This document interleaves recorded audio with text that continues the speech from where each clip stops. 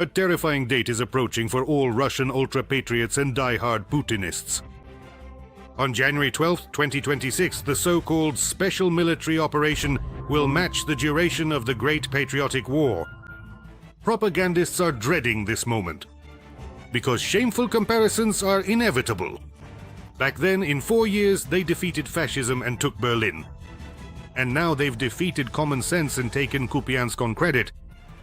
In a few weeks, the duration of the war will equal that of the Great Patriotic War. When people ask, why haven't we achieved the same result?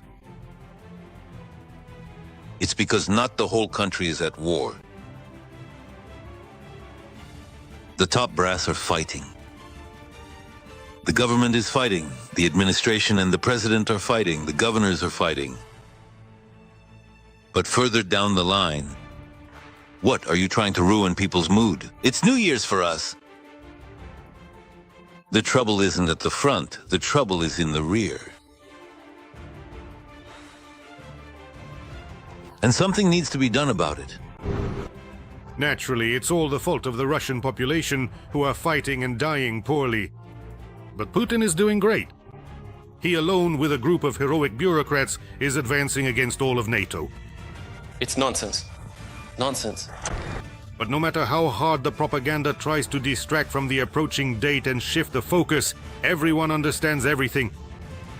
A special operation lasting as long as the Great Patriotic War is a disgrace that can never be washed away. Putin's regime is built on and sustained by a culture of victory mania. This is the main ideology of the Russian Reich. It was precisely with Putin's rise to power that Victory Day turned into total trash.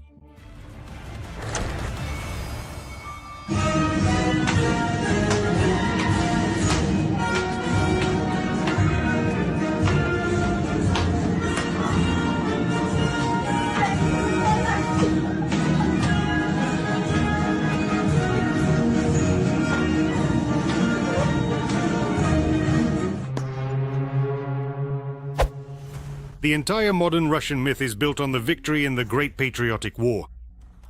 All these mental cliches about Grandpa's overcoat, Katyusha, the T-34, soldier's porridge, and we can do it again. For 25 years, Russians have been told that they are the greatest and most unique people because 80 years ago, 27 million died in the war. But at least they took Berlin. And now comes a sobering reality, because in all that time, the descendants of the victors can't even take a single region in its entirety. They've been storming Pokrovsk for 4 years. We all appealed to the memory of the Great Patriotic War. It turns out that we weren't able to do what they did, what our ancestors, who were actually very close to us, managed to accomplish. The only thing Russia has managed to repeat is a treacherous attack without declaring war, bombing Kyiv at 4 a.m., and losses comparable in scale to World War II. 1.5 million. A number that truly deserves a very significant big question mark indeed. I assert, in other words, my opinion is that there are over 1 million victims, killed, missing, and wounded, including those who died in hospitals. For 25 years, people in the swamps took pride in victory and covered themselves in St. George ribbons. And now they watch as the Supreme Commander-in-Chief appears dressed like a Pyaterochka security guard. With the Chief of the General Staff, they discuss the heroic capture of a village with just 3 houses, for which more Russian soldiers died than the population of that village. The war has dragged on, well, you could say, for 4 years now, maybe even longer. Call it what you want, but you can't call this a victory, let alone a convincing one. Victory Parade in Odessa gained control of the Black Sea, the northern coast of the Black Sea, unblocked Transnistria, and so on. How many times have we talked about this? But this will not be achieved, as you understand. Why the hell? That's because... Well, because...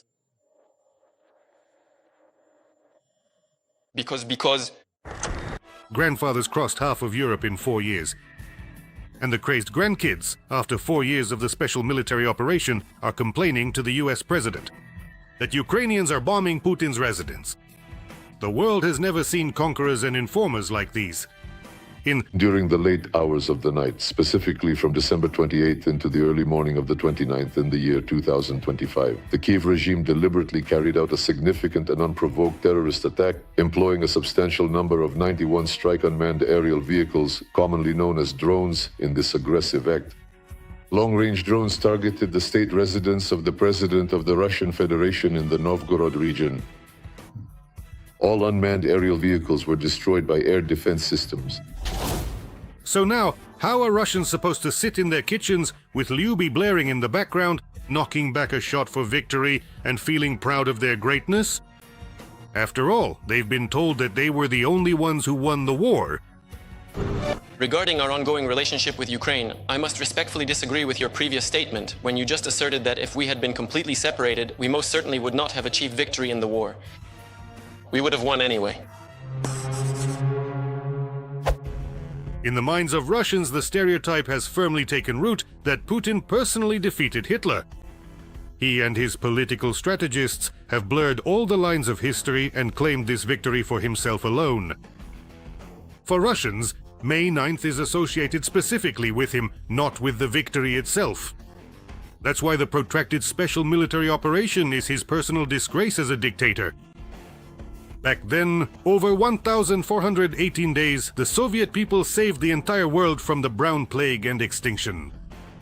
They liberated dozens of nations from oppression and divided the world into spheres of influence. And now their descendants, under the leadership of the bold one, a Stalin substitute, can't defeat Ukraine. Just one. Even with the help of another nuclear power, North Korea, and with China's support. Just think about that, Russians, and live with it. The war has given meaning back to my generation. It has restored our pride, a sense of understanding, of self-awareness. Yes, you're a freak, a real asshole.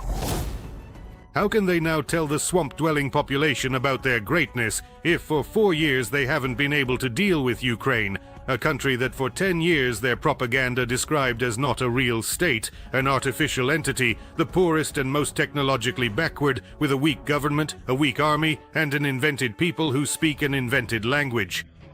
In a hot war will defeat Ukraine in 2 days. Why even bother defeating them, for God's sake? It's just Ukraine will suppress those firing points. This is what we discussed during the commercial break. They tried to raise an eyebrow but ended up tearing their rubber ass. And the Kremlin dug this pit of shame for itself. For 10 years, propaganda called Ukrainians fascists and Nazis. In other words, they drew a direct parallel with the Great Patriotic War. They planned to capture Kyiv in 3 days and raise the victory banner over the Verkhovna Rada, just like in the movies. And Putin would officially become the leader who defeated fascism, like Stalin. Most Russians also gladly supported the monstrous aggression against Ukraine, because they too dreamed of the glory of their grandfathers.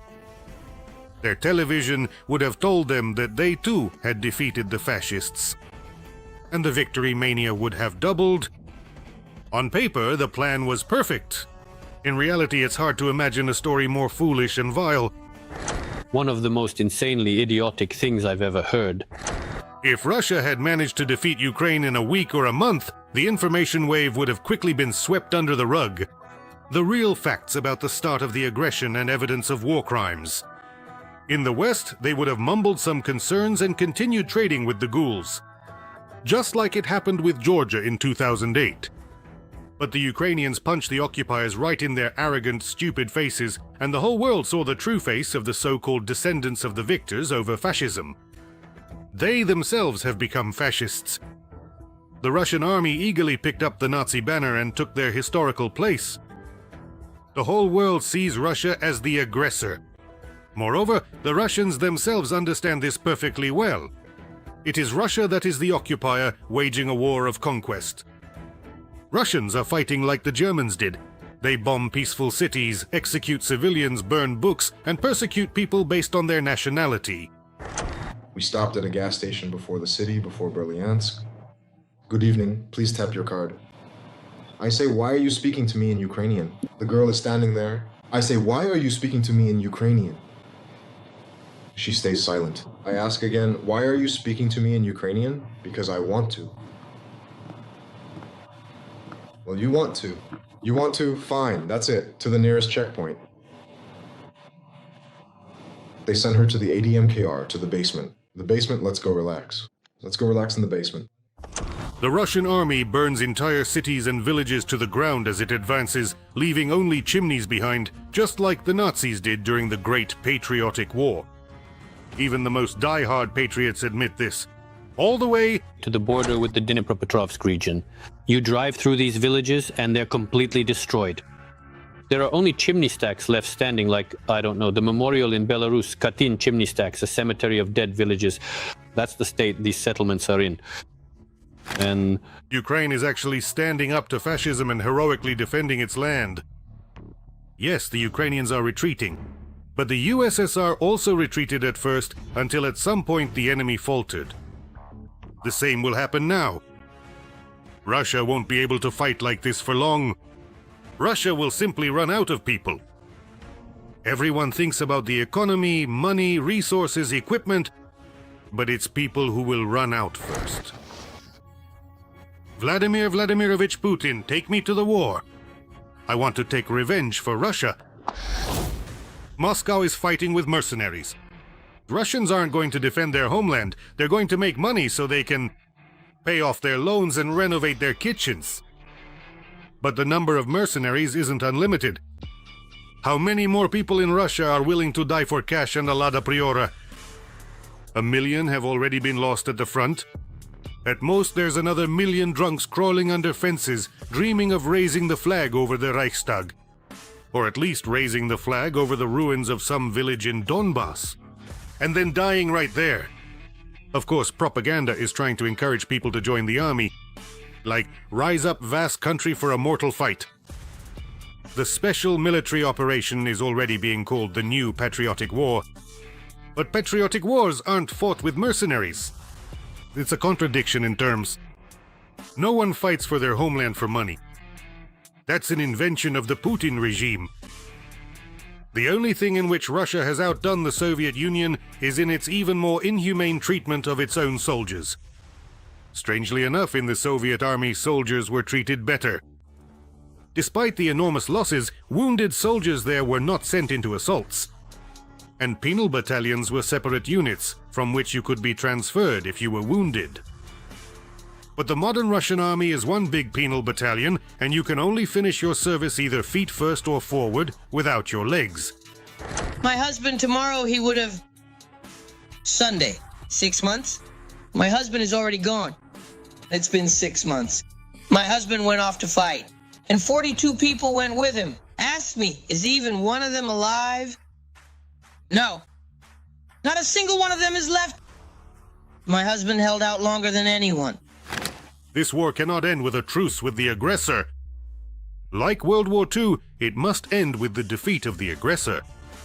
Or at the very least, like in the scenario of the First World War, when the aggressor simply could no longer fight and asked for capitulation themselves. At that time, by the way, the Germans were actually on French territory. But that no longer mattered, because the empire had collapsed. The same fate awaits the Russian pseudo-empire. And Ukraine will inevitably win its own patriotic war. I want to remind you that this video was created for entertainment purposes and contains elements of satire and irony. All facts and events are presented in a hyperbolized or exaggerated form. This is done to create a comedic or dramatic effect.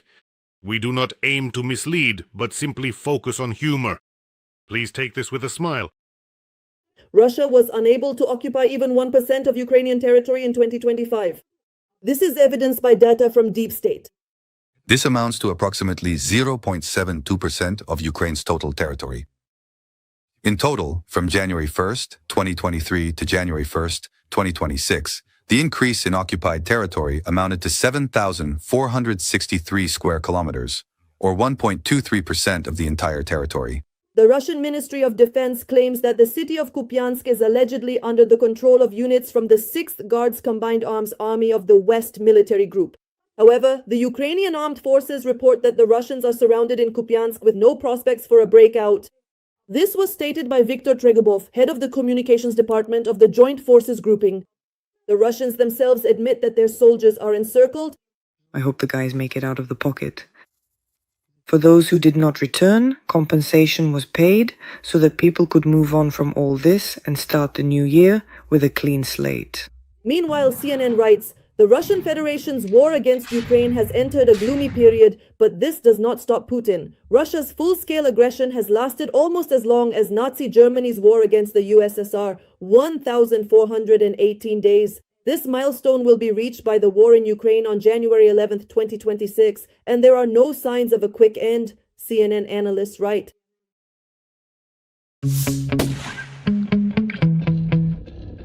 Putin's total lies about the situation at the front. You said that during the recent retreat, the Ukrainian armed forces deliberately shot innocent civilians.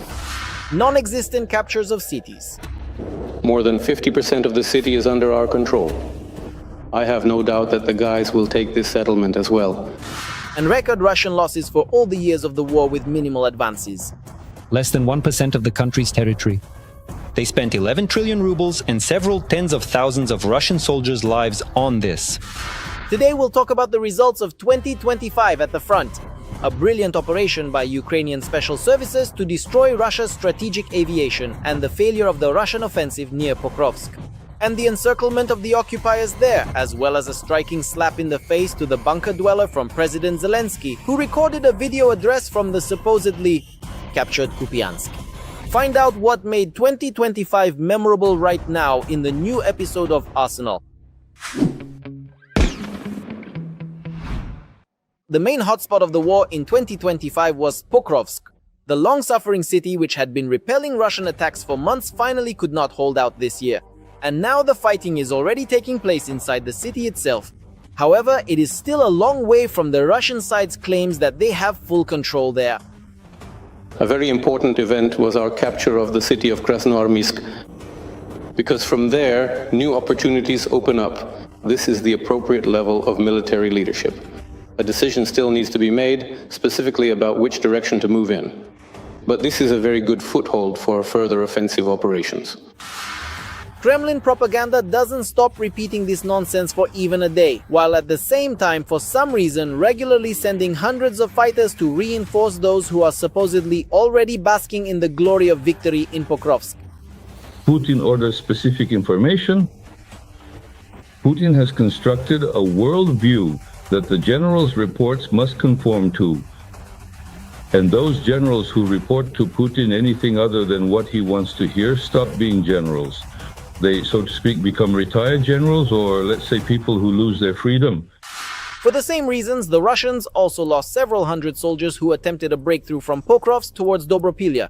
And later, about 1,000 more who were sent to reinforce them. The advancing group of occupiers was simply cut apart by flanking strikes, encircled and destroyed, and the maneuver itself was a complete failure. Such wide flanking maneuvers are definitely not for the Russian army.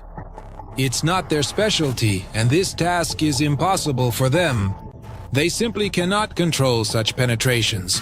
The solution was to change the command in this sector, which has already shown results in the last days of 2025. Sukrab Akhmetov, in his new position, decided, as they say, to act decisively and organize the mechanized assault on Ukrainian positions. Previously, Akhmetov had already been removed from command, including for heavy losses without results during assaults. At Pavlivka and Vuhledar, he essentially just as thoughtlessly drove columns and groups of soldiers from the 155th. Now, having gained even more power, he formed a column from several marine units and, consisting of 30 vehicles, sent them to their deaths.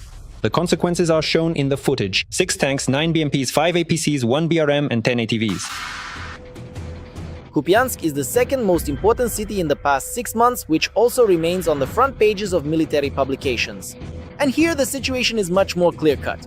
At the end of November, Putin's generals also reported its capture and the encirclement of several thousand Ukrainian armed forces soldiers there. In the area of operations of the Western Military Group, the city of Kupiansk is encircled. None of the sources, including the ZID military correspondents, confirmed this information at the time. But the funniest thing is that just a week later, from that very same encircled Kupiansk, Ukrainian President Volodymyr Zelensky recorded his address. I wish you good health. Today, the Kupiansk direction. Our soldiers here are achieving results for Ukraine. The Russians talked a lot about Kupiansk. We see it, I was there. At the same time, the number of Russian statements about victorious advances is not decreasing.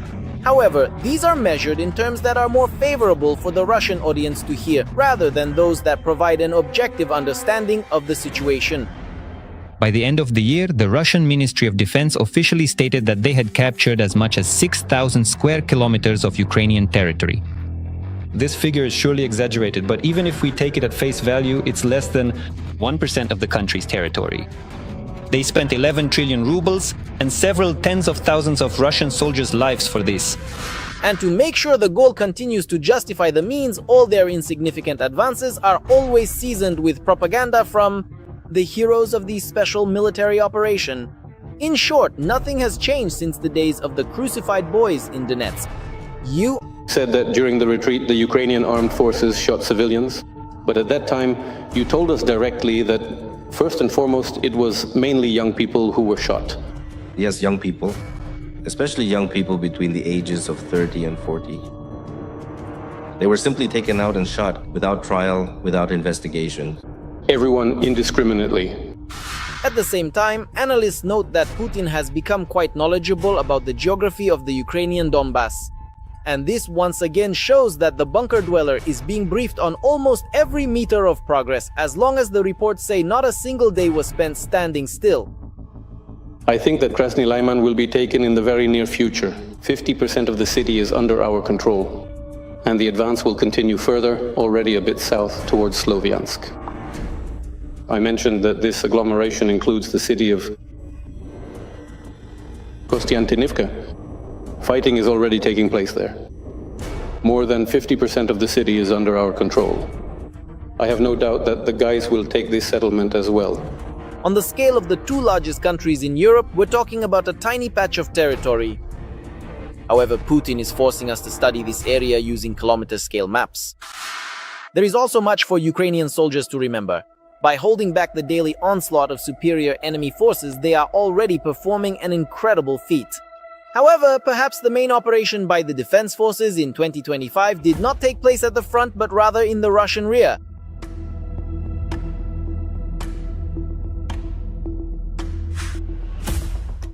On Putin's birthday, on June 1st, as part of Operation Web, 5 Russian airfields with strategic aviation were simultaneously attacked by drones. According to Ukrainian intelligence, more than 40 aircraft were destroyed or damaged, including bombers such as the Tu-95, Tu-22 M3, Tu-160 and A-50 airborne command posts. It is already clear that the losses on a single day, June 1st, exceeded all combat losses of strategic aviation in Russia's modern history. Taking into account the wars in Ukraine and Georgia, as well as in Chechnya, the Tu-95 and Tu-22 are no longer being produced, and even under the most optimistic estimates, new production of the Tu-160 does not exceed 2 units per year. In other words, it will take many years to recover the losses inflicted in just one day. There is also nowhere to buy new strategic bombers. Speaking of the upcoming year 2026, taking into account the launch of production of Ukraine's long-range Flamingo missile and dozens of new drone modifications, a new web is clearly just around the corner. Meanwhile, Russia's capabilities are diminishing with each passing year, and this applies not only to technical capabilities but also to human resources. Along with the replenishment of enemy troops, the existing models currently in use still rely on signing contracts for money. This model is running its course since there is no longer enough money for these contracts and payments. They are not trying to recruit in the regions because the main burden of these payments was placed on regional budgets, which are now facing a very large budget deficit. These programs are either being shut down, suspended, or there are delays. So, under such conditions, it is of course very difficult to recruit people. As a result, it should be noted that the very sanctions that were initially mocked in Russia by the end of 2025 have dealt a significant blow to the Russian budget. And now even the Kremlin can no longer ignore the obvious. The Russian economy is in a rather difficult situation, and now systemic problems have begun there. And the price of Russian oil, with discounts, is currently about $35 to $34 per barrel. This is despite the fact that on average, the production cost of Russian oil is around $40 to $45 per barrel. So in fact, if this price is maintained, for a long enough period, at least half a year, Russia will simply run out of money. And as many experts believe, when the money runs out, the war will end as well. Did you like this video? Then don't forget to give it a like and subscribe to our Arsenal channel. The link is in the description below the video.